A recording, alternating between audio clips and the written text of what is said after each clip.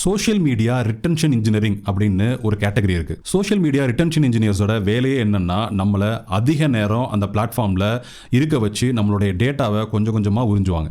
அதுக்கு தான் கோடிக்கணக்கில் சம்பளமும் வாங்குறாங்க. அந்த பிளாட்ஃபார்முடைய அல்காரிதம் ரொம்பவே பவர்ஃபுல். அது உங்களை விட நல்லாவே புரிஞ்சு வச்சிருக்கும். நீங்க பார்த்து ரசிக்கக்கூடிய சாங்ஸ், வீடியோஸ், உங்களுக்கு பிடிச்ச ப்ராடக்ட்ஸ், இல்ல உங்களுடைய விருப்பு வெறுப்பு எல்லாமே அது ஒரு டேட்டாவை வச்சிருக்கும். சிம்பிளா சொன்னா சோஷியல் மீடியாவுக்கு நீங்க ஒரு டேட்டா. சோஷியல் மீடியா பிளாட்ஃபார்மை நம்ம யூஸ் பண்றோம்னு நினைக்கிறோம். ஆனா சோஷியல் மீடியா பிளாட்ஃபார்ம் தான் நம்மளை யூஸ் பண்ணுது. இது நான் சொல்லலைங்க. மிஸ்டர் ஆர்த்தரோ பெசார் அப்படிங்கிற ஃபேஸ்புக் இன்ஜினியரிங்கோட முன்னாள் டைரக்டர் இன்ஸ்டாகிராம் பத்தி பேசும்போது இதை சொல்லியிருக்காரு. அதுவும் பிபிசி கிட்ட.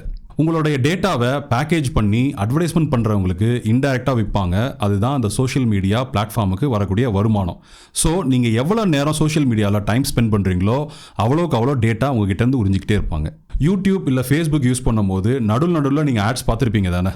அந்த ஆட்ஸ் எல்லாமே நீங்கள் அவங்களுக்கு கொடுத்த டேட்டா வச்சு தான் டிஸ்பிளே பண்ணுறாங்க.